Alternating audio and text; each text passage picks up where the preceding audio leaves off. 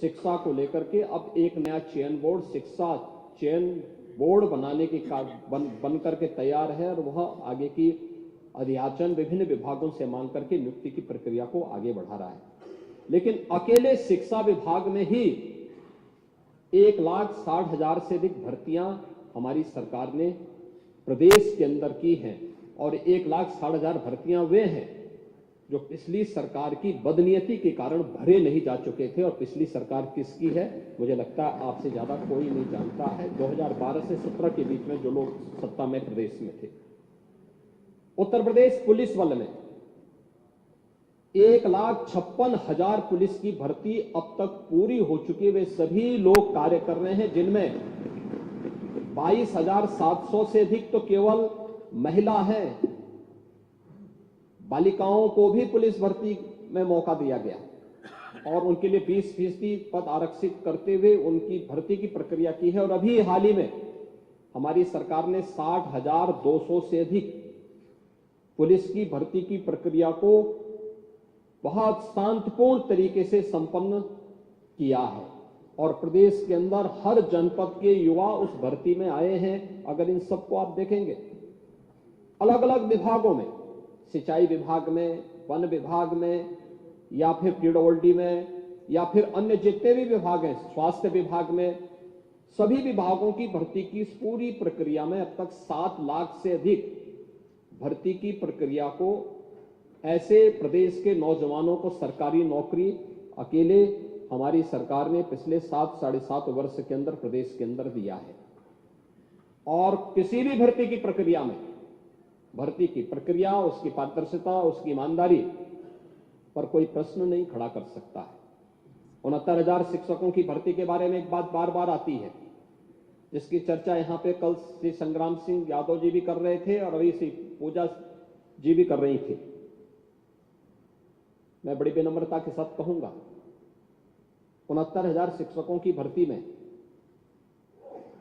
पिछड़ी जाति के 27% आरक्षण के आधार पर 18,000 पद आरक्षित होते हैं और पिछड़ी जाति के उसमें 32,200 से अधिक नौजवान भर्ती हुए हैं 69,000 शिक्षकों की भर्ती में। अनुसूचित जाति 21% आरक्षित, उनके लिए जो आरक्षण की सीमा 21% है और 21% में 12,000 पद उनके लिए आरक्षित होते हैं, लेकिन भर्ती हुई है 14,000 से अधिक। ये चीजें क्या दिखाती है कि अपनी योग्यता और मेरिट से जो लोग आगे बढ़े हैं उन्हें जनरल कैटेगरी में लेकर के वहां का लाभ दिया गया है।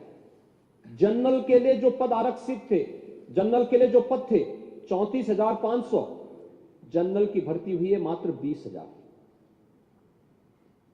ये उन सब की आंखों को खोलने वाला होना चाहिए जो इनके नाम पे राजनीति करके अपनी रोटी सेकने का कार्य करके समाज में बंटवारे की खाई को चौड़ा करना चाहते हैं। और इसीलिए भर्ती की प्रक्रिया प्रदेश के किसी भी नौजवान के साथ कोई अन्याय न हो। एक तरफ सरकारी पद ईमानदारी के साथ भरे जाएं। उत्तर प्रदेश लोक सेवा आयोग 2017 के पहले क्या स्थितियां थी, कौन नहीं जानता है, क्या नहीं होता था। आप लोग भूल गए जब 86 एसडीएम के पद में से 56 एक जाति विशेष के लोग भर दिए गए। और ये कौन नहीं जानता है इस बात को? पांडे जी, इसका ये भी हम बताएंगे। दूसरा वही प्रयागराज है, वही प्रयागराज है जिस प्रयागराज में पब्लिक सर्विस कमीशन के कार्यालय में महीनों तक यूपी के नौजवान धरना दिए थे और एक अयोग्य व्यक्ति को जो उसके लिए डिजर्व नहीं करता था, एलिजिबल नहीं था, जिसकी डिग्री फर्जी थी, उसे आयोग का अध्यक्ष बना करके पूरे कमीशन और युवाओं के भविष्य के साथ खिलवाड़ करने का काम हुआ था। यह भी इलाहाबाद में हुआ था। तो यहाँ माननीय अखिलेश जी ने कहा था, आंकड़ा भी दिया था कि वो 3 लोग भर्ती हुए थे ऐसे, और आपके सामने बात स्पष्ट पांडे जी, मैं उसी पे आ रहा हूं। दूसरा उस समय कैसे कैसे लोग अध्यक्ष बनाए गए थे जिसकी डिग्री फर्जी, जो स्वयं एक लेक्चरर होने के लिए एलिजिबल नहीं था, high school 3rd division, intermediate 3rd division, graduation 3rd division, फर्जी पीएचडी की डिग्री, और वह Uttar Pradesh public service commission का अध्यक्ष बन गया था। और ये लोग उसको लेकर ढूंढते थे, घूमते थे, और उसको जब मौका मिला उसने मारी तबाही, पूरे युवाओं के साथ खिलवाड़ किया था। ये कौन नहीं जानता है। और यही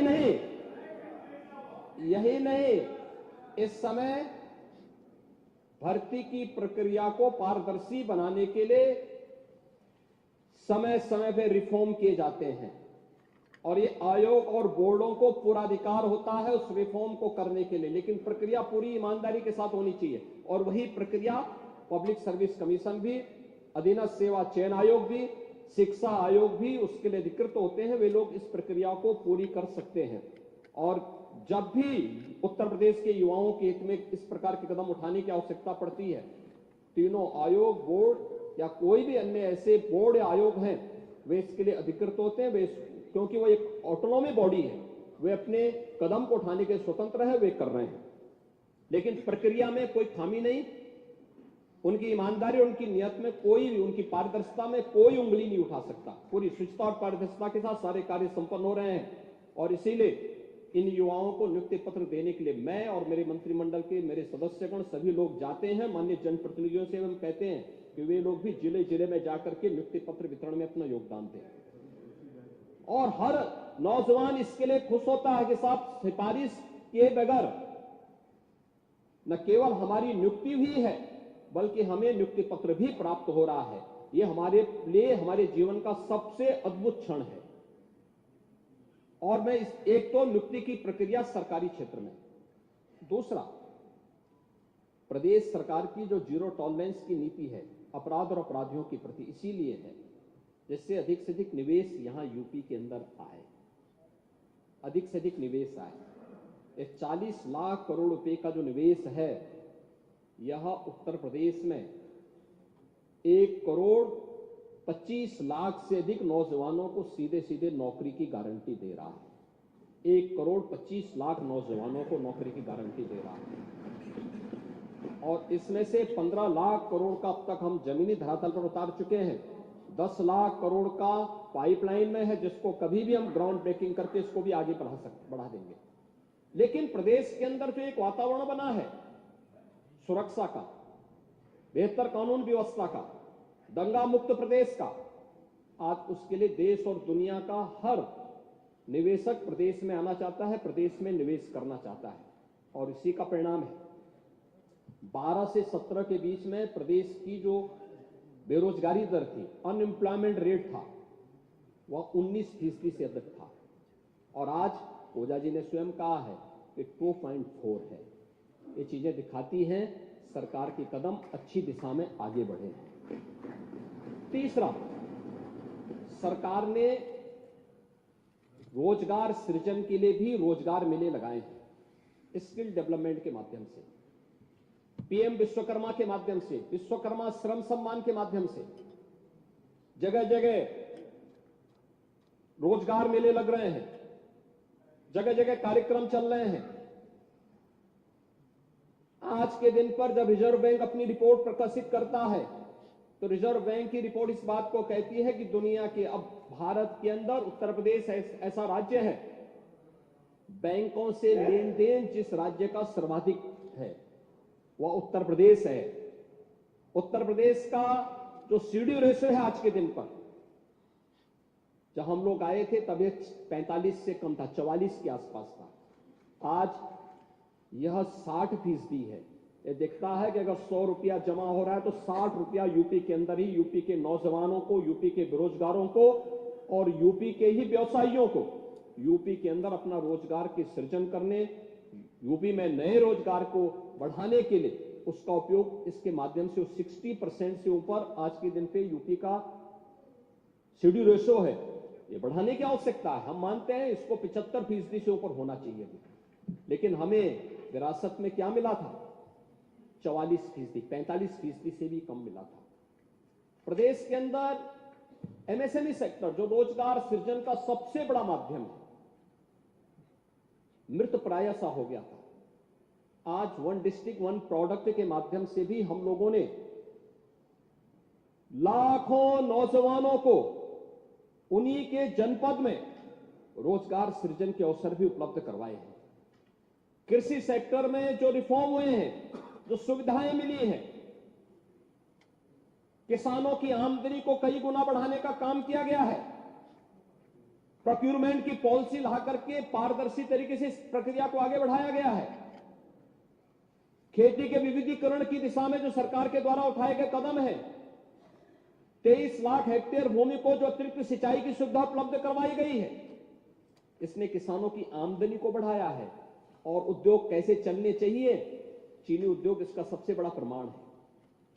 सबसे बड़ा प्रमाण है कि उत्तर प्रदेश, जिसको आप चीनी उद्योगों का बेच रहे थे, तबाह कर रहे थे, बंद कर रहे थे, आज 120 चीनी मिलें अकेले उत्तर प्रदेश चला रहा है। और उनमें से 100 चीनी मिलें ऐसी हैं, उनमें से 100 चीनी मिलें ऐसी हैं जो एक सप्ताह से 10 दिन के अंदर अपना गन्ना मूल्य का भुगतान कर रही है।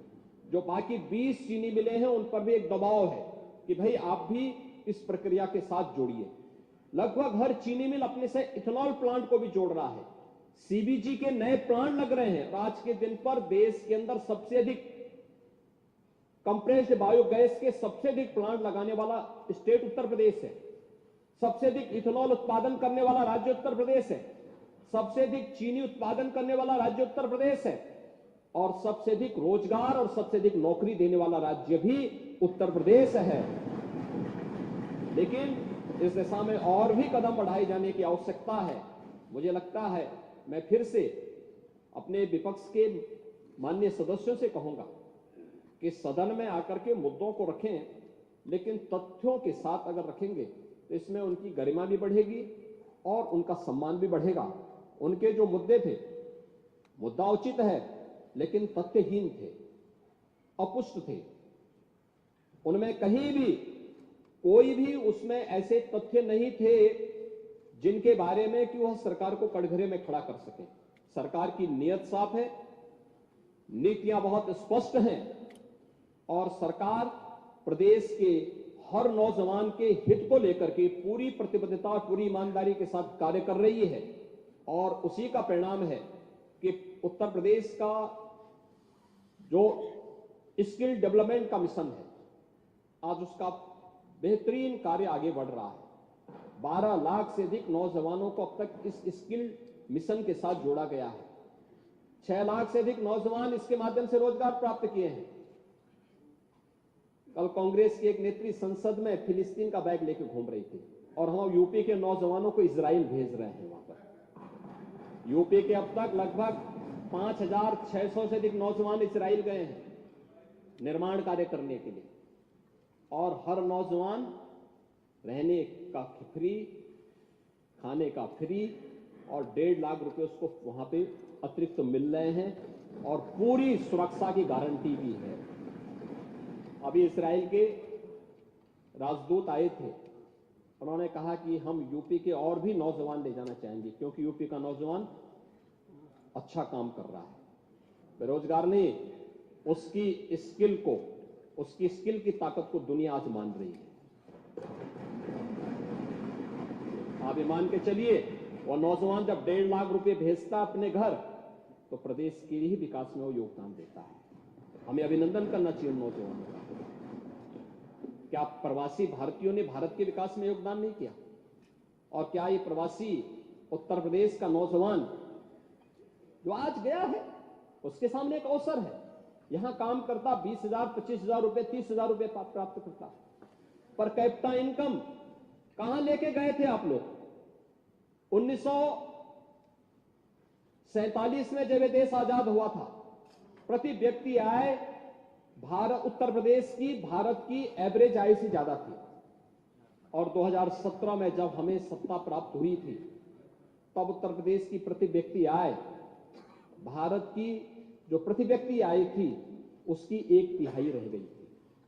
आज हम उसको दोगुना करने में सफल हुए हैं और मेरा ये मानना है कि अगले 5 साल के अंदर उत्तर प्रदेश की प्रति व्यक्ति आय फिर से भारत की प्रति व्यक्ति आय से अधिक होगी और इस दिशा में उत्तर प्रदेश की वर्तमान की वृद्धि दर इस बात को संकेत करता है। और मैं इसीलिए आप सबसे कहना चाहूंगा, हमें उत्तर प्रदेश को और विकास की दिशा में आगे बढ़ाना चाहिए। कल कुंभ पे भी चर्चा होगी और मुझे लगता है कुंभ एक अवसर होगा हमारे लिए, उत्तर प्रदेश को वैश्विक मंच पर शोकेस करने का हर एक फील्ड में। लेकिन इसके लिए अच्छा बोलना पड़ेगा, अच्छा सोचना पड़ेगा, नकारात्मकता को हटाना पड़ेगा। विपक्ष का मतलब नकारात्मक नहीं हो सकता है, विपक्ष का मतलब हर चीज में बुराई करना नहीं हो सकता है। कुछ अच्छा भी करिए, अच्छा भी सोचिए, अच्छी दिशा में भी चलिए।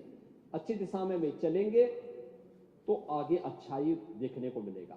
लेकिन अगर नकारात्मक दिशा में चलेंगे तो उसके सामने एक तरफ कुआं होता है, एक तरफ खाई होता है।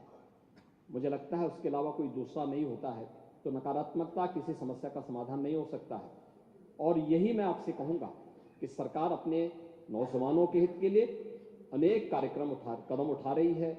उनके हितों को संवर्धित करने के लिए हर प्रकार से प्रतिबद्ध है और जो मुद्दे यहां पर उठाए गए हैं, सरकार उसके लिए पूरी तरह अवेयर है और उसमें किसी भी नौजवान के भविष्य के साथ खिलवाड़ करने की छूट किसी को भी नहीं देगी। यह भी हम सुनिश्चित कर रहे हैं और इसीलिए ग्लोबल मैपिंग के साथ साथ देश के अंदर भी अलग अलग जगह कहां कहां यूपी के नौजवानों के लिए नौकरी और रोजगार की संभावना हो सकती है, इसके लिए भी कार्य सरकार के स्तर पर प्रारंभ हुआ है। इसमें सामान्य पाठ्यक्रम के साथ साथ दुनिया के अंदर आज के मॉडर्न एज कोर्सेज कौन कौन से हो सकते हैं, ऐसे कौन से आज हमारी जो नेशनल एजुकेशन पॉलिसी आई है वह भी इस बात के लिए स्किल मिशन पे बहुत ध्यान दे रही है। और स्किल मिशन इस बात को लेकर के ही है कि जब हमारा नौजवान अपने कॉलेज की पढ़ाई करके या अपने संस्थान से बाहर निकले तो अपने को असहाय न महसूस करे, बल्कि वह अपने को आत्मनिर्भर महसूस करे, स्वावलंबी महसूस करे। और सरकार इसके लिए पूरा कदम उठाने के लिए सरकार ने कदम उठाए हैं।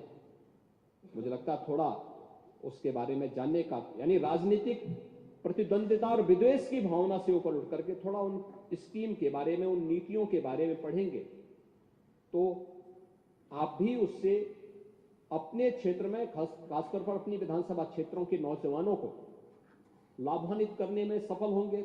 उसका लाभ आप ही को प्राप्त होगा।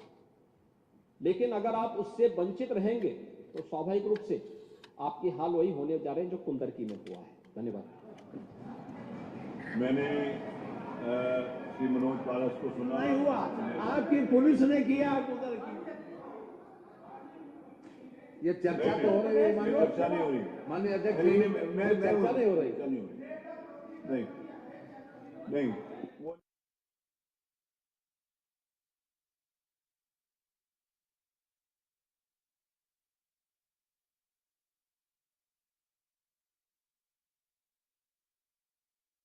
माननीय उत्तर प्रदेश में ऊर्जा विभाग के अंतर्गत आने वाले दक्षिणांचल विद्युत वितरण निगम एवं पूर्वांचल विद्युत निगम के निजीकरण के किए जाने के संबंध में है।